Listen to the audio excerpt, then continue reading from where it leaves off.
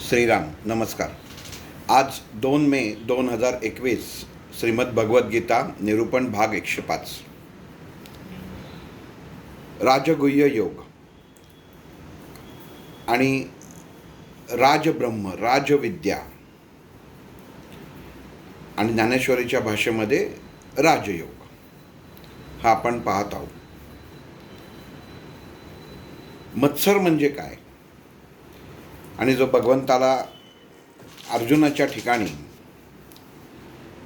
जो देह दिसला, जो अर्जुन श्रीकृष्णाने पाहिला, भगवंतानी पाहिला, तो मत्सररहित अर्जुन पाहिला, हे खूप महत्त्वाचं आहे. पावती कोणी देणं हे महत्त्वाचं असतं. थाप सगळेच पाठीवर मारतात, आशीर्वाद सगळेच देतात, पण आशीर्वाद कोणाकडनं मिळाला आणि पाठीवर थाप जी पडली, जे कौतुकाची थाप पडली, ती कोणाकडनं मिळाली हे खूप महत्त्वाचं असतं. आणि अर्जुनाला इथं आपल्या पाठीवर पडलेली थाप किंवा आपलं चाललेलं कौतुक याचा सुद्धा गंध नव्हता. इथं एक गोष्ट सांगाशी वाटते आणि अर्जुनाची ही गोष्ट प्रत्येकाने घ्यावी अशीच आहे की श्रीकृष्णाने स्तुती केली. श्रीकृष्णाने सांगितलं की तुझ्या जागी, तुझ्या अंगी मत्सर भाव नाही राहिलेला, आणि ज्यापासनं मनुष्य इंद्रियांच्या अधीन होतो, वैचारिकतेच्या अधीन होतो, ती गोष्ट सहजासहजी मनुष्य प्राण्यापासून लांब होत नाही. आणि त्याच्यावर तू विजय मिळवलेला आहेस, आणि त्याच्यावरती विजय मिळवल्यामुळे तू माझ्यामध्ये एकरूप झालेला आहेस, हे भगवंत अर्जुनाला सांगतात. वास्तविक आपण जसं म्हणतो की आपल्या काहीतरी एखादी स्पर्धा असते किंवा विशिष्ट अशी कृती आपल्या हात नव्हते, गोष्ट अशी होते आणि आपल्याला एखादं बक्षीस मिळतं किंवा कौतुकाची थाप आपल्या पाठीवर पडते आणि आपल्याला ऊर भरून येतं की लगेच थोडंसं जरा आपल्यामध्ये मी थोडासा काहीतरी वेगळा आहे असं काही क्षण जाणवतं. पण हे जाणवणं सुद्धा अर्जुनाला जाणवलं नाही, कारण जो भगवंताच्या पाशी एकरूप होतो, भगवंताची माया जेव्हा मनुष्याला घेरून टाकते, आच्छादून टाकते, वैचारिकदृष्ट्या आच्छादून टाकते, तेव्हा मनुष्य स्वतःच्या डोक्याने विचार करतो तो फक्त भगवंताचाच. आणि ह्या अनुषंगाने भगवंताने जेव्हा अर्जुनाला सांगितलं की तुझ्या पोटी, तुझ्या जागी, तुझ्या मनी आता कुठला मत्सर भाव राहिलेला नाही आहे, त्याचं अर्जुनाला कुठलं अप्रूप वाटत नाही. पण अर्जुनाला तिथे एक प्रश्न पडतो, कारण कसं असतं, एखादी गोष्ट प्राप्त झाल्यावरती त्याची गोडी राहत नाही. तसं अर्जुनाला श्रीकृष्णाला एक प्रश्न विचारायचा वाटतो आणि तो म्हणतो, केशवा,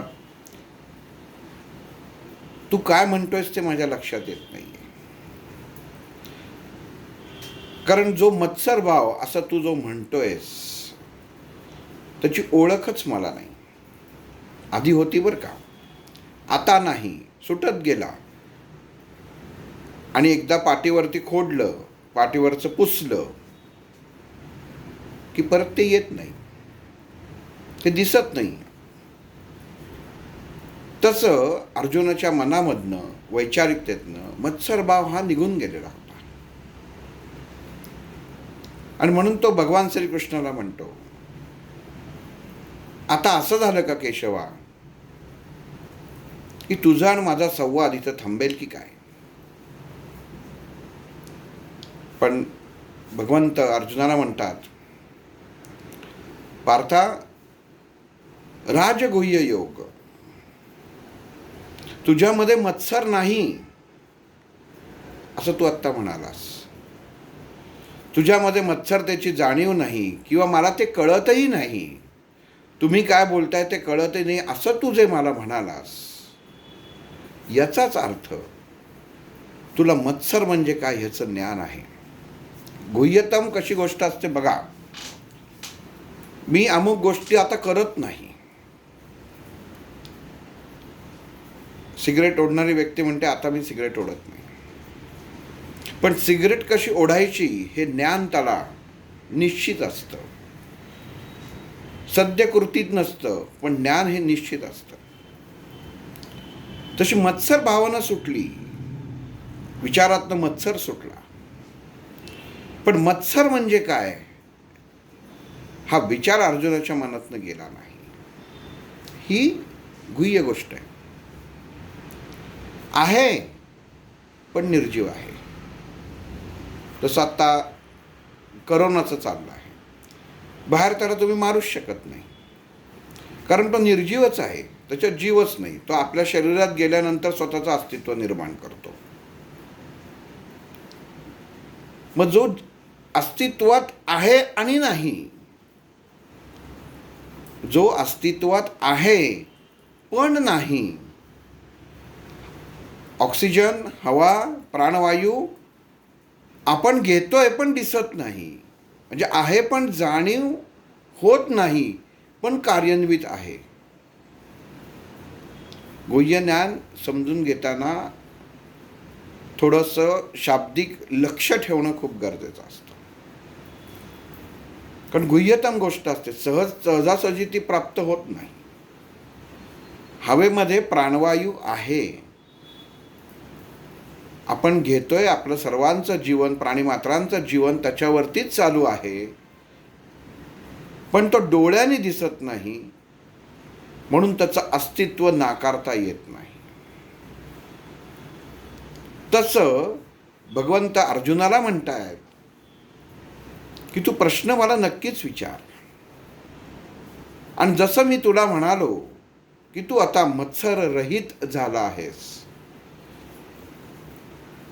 म्हणजे तुझ्यामध्ये तो भाव शिल्लक आहे की नाही हे आता तू ठरवू शकत नाहीस, कारण तू माझ्यामध्ये सामील झालेला आहेस.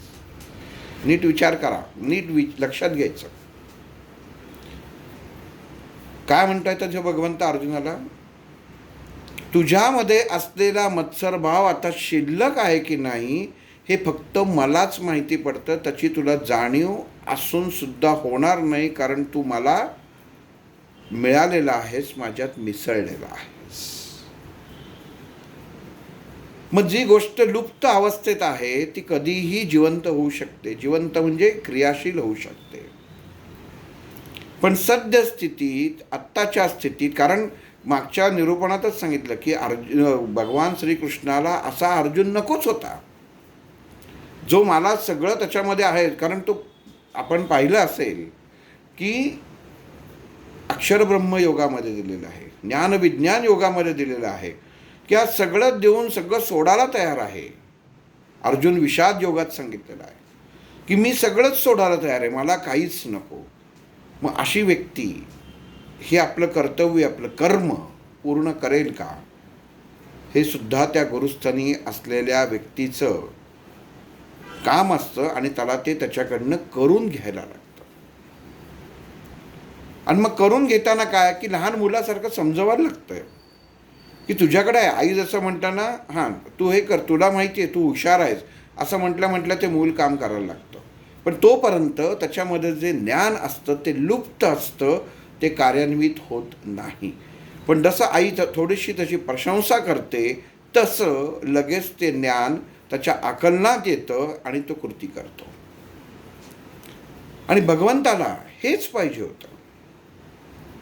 एखादी गोष्ट आपण किल्ला बनवायचा म्हटला तर आत्ता थोडीशी विटा घेऊन येतो, मग उद्या माती घेऊन येतो, मग अजून त्याच्यावर काय पेरायचं आहे ते घेऊन येतो.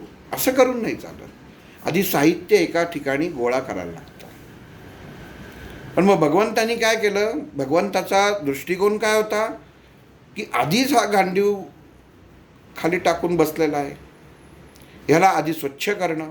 स्वच्छ करणं म्हणजे काय? धुणं नाही, मानसिक स्थिती, योग्य काय आणि अयोग्य काय ह्याचं ज्ञान देणं आणि त्याला योग्य मार्गावर आणणं. आणि हा योग्य मार्ग जेव्हा अर्जुन पार करेल तेव्हा त्याच्यामधले गुण हे बदलणार आहेत, हे भगवंताला माहिती होतं. पण गुण बदलणार आहेत तर तिथे लुप्त होता कामा नये हे सुद्धा भगवंतालाच माहिती होतं. कारण जर लुप्त झाले तर त्याचा काही उपयोग नाही, कारण पुढं युद्ध करायचं होतं. आणि युद्ध करताना एखाद्याला समोरच्याला मारताना जर समजा प्रेमभाव मनामध्ये निर्माण झाला या अर्जुनाच्या, तर हा बाण सोडूच शकणार नाही हे भगवंताला माहिती होतं. आणि आत्ता मानसिक स्थिती अर्जुनाची तशीच होती. म्हणून मत्सर आत्ता नाही आहे, पण हाच मत्सर नंतर युद्धाच्या वेळी अर्जुनाच्या मनामध्ये योग्य वैचारिकतेने परत निर्माण होणं गरजेचं होतं. आत्ता अर्जुनाच्या दृष्टीने काय होतं? समोरचे हे माझे आजोबा आहेत, हे माझे गुरु आहेत, हे माझे गुरु बांधव आहेत, हे सगळे आप्तष्ट मित्रमंडळी आहेत, हे सगळे प्रजाजन आहेत, जे लढतायत ते सुद्धा माझेच आहेत, हे सगळं डोक्यात होतं.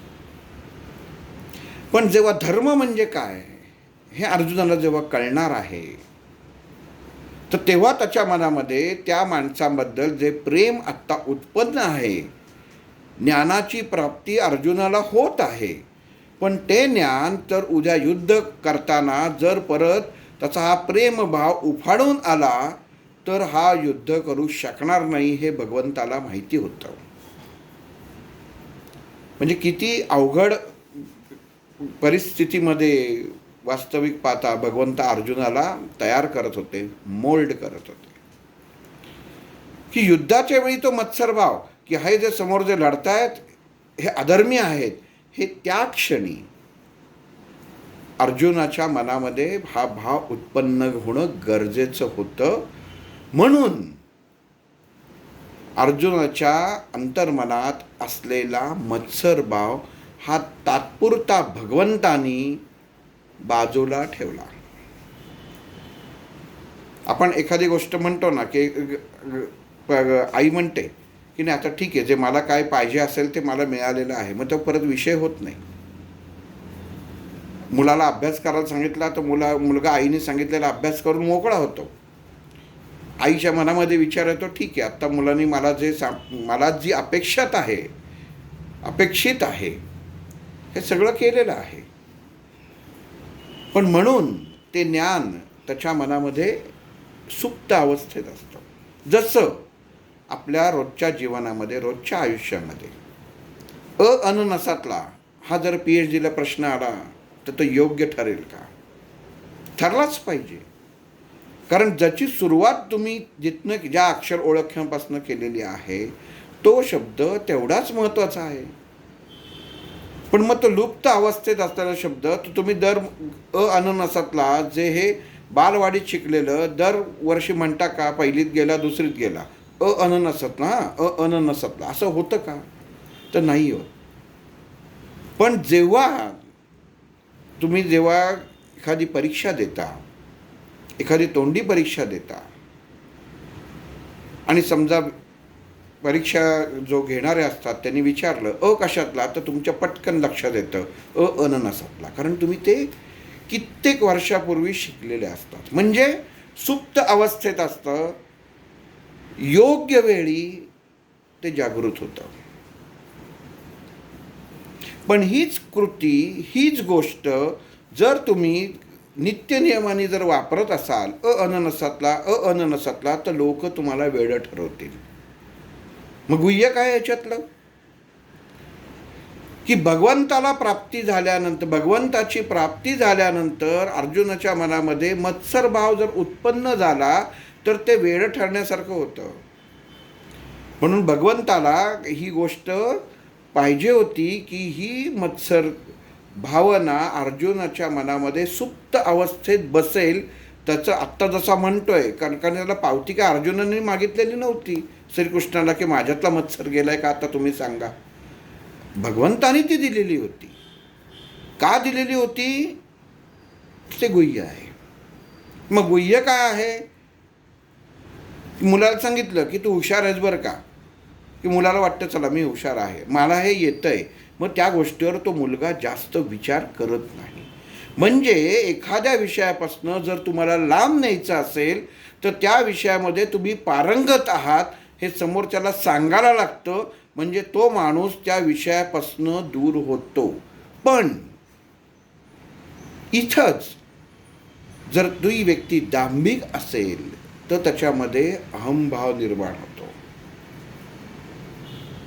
एखाद्याला सांगितलं की तुम्ही उत्तम ज्योतिषी आहात बरं का, तुम्ही सांगितलेलं सगळं खरं ठरतं, तुम्ही सांगितल्या त्याप्रमाणे माझे मुलींची लग्न ठरली, आता सगळं आम्ही नवरा बायको सगळीकडे फिरायला मोकळे झालो, अगदी तुम्ही सांगितलं, तुमचे खूप आभार. तर ही गोष्ट त्या ज्योतिषाने जर मनात धरली आणि त्याच्या मनामध्ये अहम निर्माण झालं की हे मी केलं, तर त्याची अधोगती त्या क्षणी चालू. कारण केलेलं कर्म, झालेलं कर्म हे आपण केलं नसून ते दैवानी केलं, ही त्याची खात्री पाहिजे आणि हीच सत्यता आहे हे त्यांनी समोरच्याला पटवून द्यायला हवं. पण जिथं मीपणा घेतला तिथं मनुष्याची जी प्रगती असते ती नेहमी खुंटते. त्यामुळे ती प्रगती जर खुंटायला नको असेल तर अहंभाव मनामध्ये येता कामा नये. म्हणून कोणी जरी स्तुती केली, काही जरी केलं तरी आपण सहज साधनावं, चेहऱ्यावरचा भाव बदलता कामा नये. आणि हे कोणाकडनं शिकलो ते सांगतो, की शंकराचार्य असो, एखादे संन्यासी असो, मागही सांगितलंय, परत सांगतो, की फोटो काढताना ती माणसं कधी हसत नाहीत. म्हणून मी त्यांना एकदा विचारलं होतं की तुम्ही जरा थोडंसं हसा. त्या करवीर पीठाच्या शंकराचार्याने विचारलं होतं, थोडंसं म्हटलं स्वामीजी थोडं हसा ना तुम्ही फारच निस्तेज भाव असतो. त्याचं कारण असं, कुठले भाव आपल्याजवळ गुह्य ठेवायचे ह्याचं ज्ञान हे सुद्धा असलं पाहिजे. म्हणजे तुम्ही साधं गणित लक्षात घ्या, संन्यासी जीवन जगताना हसताना सुद्धा कशाला हसले ह्याच्यावरती 100 प्रश्न उत्पन्न होऊ शकतात. म्हणजे सहज कृती सुद्धा काही वेळा प्रश्नार्थक ठरू शकते. आणि मग इथं भगवंताची खेळी अशी होती की अरे बाबा, आता ह्याला मी सांगितलेलं आहे की तू मला प्राप्त आहेस आणि तुझ्या करवी मला हे युद्ध करून घ्यायचं आहे, कारण त्या योग्यतेचा तू आहेस. पण हा जो मत्सर भाव आहे हा तुझ्यामध्ये मला लुप्त ठेवायचा आहे. पण आता लुप्त ठेवताना भगवंतांना हे कळतं की आता जर मी हे याला सांगितलं तर म्हणजे हा त्याच्यावर विचार करत बसेल, की म्हणजे मत्सर आता कधी उपयोगी करून घेणार, की माणसाला एखादं सांगितलं की तो अमुक गोष्ट करू नको करू म्हटलं ना, की तो मनुष्य त्या गोष्टीचा जास्त विचार करत बसतो, की यांनी मला का नको करायला सांगितली. हे चुकतं. तसं हे होऊ नये म्हणून भगवंत अर्जुनाला सांगत नाहीत आणि त्याला सांगतात की अर्जुना, पार्था, अरे भक्तीचे असे काही योग आहेत की ते एकदा तुला कळले ना की मग मी तुला मत्सररहित आहेस हे का म्हटलं हे तुला कळेल. बघा, नीट लक्षात घ्या कसं भगवंतांनी समजून सांगितले. कारण हा जो योग असा आहे, ह्याच्यामधले शब्द, ह्याच्यामधली वाक्य ही सगळी गुह्यतम आहेत. ही अशी एक प्रकारचं मनामध्ये गुंतागुंत तयार करतात, कन्फ्युजन निर्माण करतात. मग भगवंताला अर्जुनाच्या मनामध्ये सुप्त अवस्थेमध्ये हा मत्सर भावना ठेवायची होती. आणि जेव्हा भगवंताला माहिती होतं की युद्धाच्या वेळी मी ही बरोबर जागृत करीन, तेव्हाच फक्त ती कार्यान्वित होईल अशी अवस्था, असं प्रयोजन भगवंताला करायचं होतं. पण कसं, आता तिथपासून बाजूला व्हायला पाहिजे. कारण मनामध्ये आता भगवंताला अर्जुन प्रश्न विचारतोय की मत्सर भावना त्याच्यामध्ये तू म्हणतोयस की नाही आहे माझ्यामध्ये. उद्या जर समजा यांनी विचारलं मत्सर म्हणजे काय, तर मी याला किती सांगत बसू. काय काय सांगत बसू, म्हणजे परत पहिले पाढे 55 होतील. म्हणून भगवंतांनी लगेच पुढे सांगितलं की तू असं कर, तू भक्तिभाव समजून घेतलास ना, भक्तीचे प्रकार समजून घेतलेस ना, की कसं प्राप्त होतं मनुष्य मत्सररहित कसा होतो. म्हणजे आपण कसं होतं की आपण एखाद्या ट्रिपला जाऊन येतो असं धरून चालू, आपण कैलासमानच्या ट्रिपला जाऊन आलो आणि मग ओळखीचे असतात ते विचारायचं, हो का, तुम्ही कसे गेलात, कुठनं गेलात, कधी गेलात, मग तुम्हाला अमुक मिळालं का, तमुक मिळालं का, हे मिळालं का, तसं मिळालं का, की जो जाऊन आलेला ना तो माणूस वैतागतो. आणि मग तो म्हणतो तुम्ही असं करा, मी तुम्हाला ज्यांच्याबरोबर जाऊन आलो किंवा ज्यांचं प्रयोजन आखलेलं असतं ते लिटरेचरच, ती पुस्तिकाच तुमच्या हातामध्ये देतो, म्हणजे तुम्हाला कुठं काय काय कळतं ते कळेल. तरी मनुष्याला असतो, पण नक्की असं करतात का, की नक्की असं होतं का, हा सर्वसामान्य मनुष्याचा प्रश्न आहे. मग इथं अर्जुनासारख्या हुशार माणसाला का पडणार नाही, हा भाग आहे. आणि हेच भगवंताला पाहिजे होतं की ह्याला टिकवून तर ठेवायचं आहे, पण त्याला कुठल्याही प्रकारे स्पर्श होता कामा नये या मत्सराचा. आणि मग तो भगवंत अर्जुनाला सांगतो की अर्जुना, मनुष्याला भक्ती मार्गाने जायला पाहिजे बघ. या गोष्टी सोडायच्या म्हणजे सोप्या नाही. अरे तुला प्राप्त झाल्या आहेत कारण तू भक्ती मार्गाने गेलेला आहेस. आता बघा, मनुष्य एखादा गोष्ट अचीव करतो, मिळवतो, आणि मग एखादा समोरचा स्तुती करतो ना, काय हो तुम्ही त्याच्यामध्ये एवढे कष्ट केलेत, असं केलं तसं केलं म्हणून तुम्हाला प्राप्त झालं. लगेच हा जो आहे ना ह्याची कॉलर ताट, की मी कसं मिळवलं, मी कसं केलं असतं की नसतं हा प्रकार वेगळा असतो. पण समोरचा म्हणतोय ना, मग ठीक आहे, चला, वाईट तर बोलत नाही ना, चांगलं बोलतोय ना, मग मीच केलं. मग आता हे मीच केलं, तसाच तोच प्रकार इथं भगवंत अर्जुनाच्या बाबतीत करतायत. आणि ते अर्जुनाला म्हणतायत, अर्जुना तुझी भक्तीच, त्याची काय तुझं वर्णन करावं. आणि भक्तीचे 9 प्रकार जे आहेत त्यातली श्रवण भक्ती ही पहिली भक्तीचा प्रकार येतो, की मी सांगितलं म्हणून तू ऐकलंस. मनुष्याची ऐकायचीच तयार नसते. आणि हा भक्ती मार्गातला बघा, हा जो भक्तिभाव आहे, भक्तीचे प्रकार आहेत, हे हा इतका महत्त्वाचा भाग आहे की हाच प्रकार जी लोक नास्तिक आहेत, जी लोक आस्तिक आहेत, की आपण भगवंतापर्यंत कसं पोचायचं आहे, आपलं सर्वसामान्य जीवनामध्ये जगताना आपण पूजा अर्चा जे काही सगळं करतो ते कसं आहे, या सगळ्या भक्तियोगामध्ये आहेत. ह्या 9 प्रकारामध्ये सगळं बसवलेलं आहे भगवंतानी, श्रीकृष्णानी. आणि मग तो अर्जुनाला सांगायला सुरुवात करतो की भक्ती योगामध्ये श्रवण भक्ती ही खूप महत्त्वाची आहे. तू पहिलं माझं ऐकलंस, इतर ऐकतात का, पण अरे तू इतका हुशार, इतका संयमी, म्हणजे अर्जुनाला ते एका बाजूनी तयार करत होते की हल्ला नाही पाहिजे. हुशार विद्यार्थी आहे, पण कधी धोका देईल सांगता येत नाही, मानसिकरित्या कधी ढासळेल सांगता येत नाही. कारण का, तर मनुष्य भावनांमध्ये गुंतलेला असतो आणि इथं रक्ताची नाती समोर उभी असतात. आणि एवढा मोठा योद्धा, वेळेला पाशुपात अस्त्र सुद्धा ज्यांनी शंकराकडनं जिंकलं, इंद्राकडनं जिंकलं अस्त्र, अशी व्यक्ती, आत्तापर्यंत हजारोंना त्यांनी यमसदनी पाठवलं, अशी व्यक्ती वैचारिकतेने ढासळून बसलेली आहे.